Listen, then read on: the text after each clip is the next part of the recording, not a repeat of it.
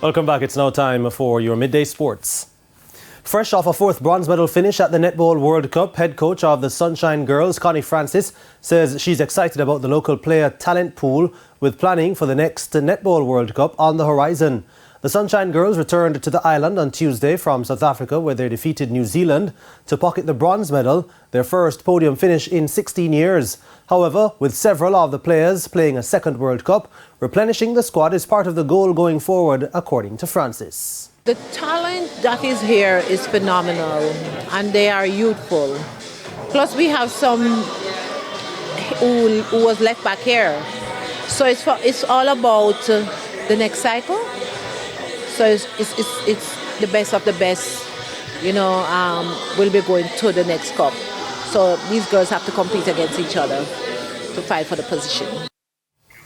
Jamaica's under-15 reggae boys finished second in Group A of the CONCACAF Age Group Championships in the Dominican Republic after going down 2-1 to Mexico on Tuesday in their final group encounter.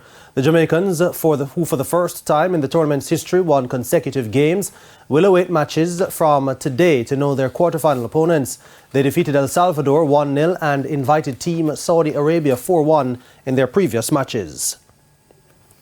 Goals from captain and finals MVP Taisha Nelson and leading goal scorer Olivia Ashburn ensured that hosts Rayners Academy walked away with the Issa Construction Rayners Cup after defeating Kingston Football Academy 2-0 in the final at the UWI Mona.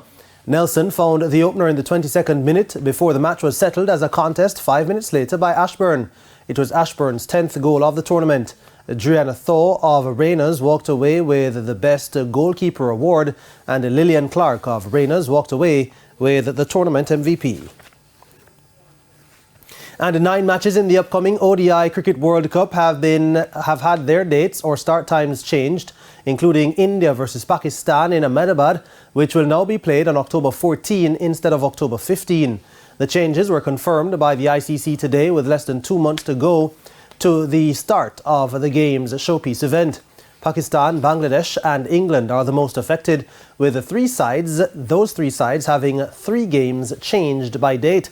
The World Cup starts on October 5 with defending champions England taking on New Zealand in Ahmedabad and culminates in the final on November 18, also in Ahmedabad.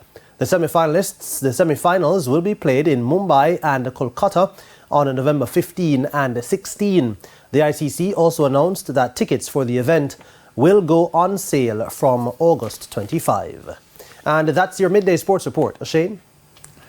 Thanks, Jordan. And that's the Midday News. I'm Shane Masters. Join us at 7 for Primetime News. On behalf of the news, sports and production teams, have a good afternoon.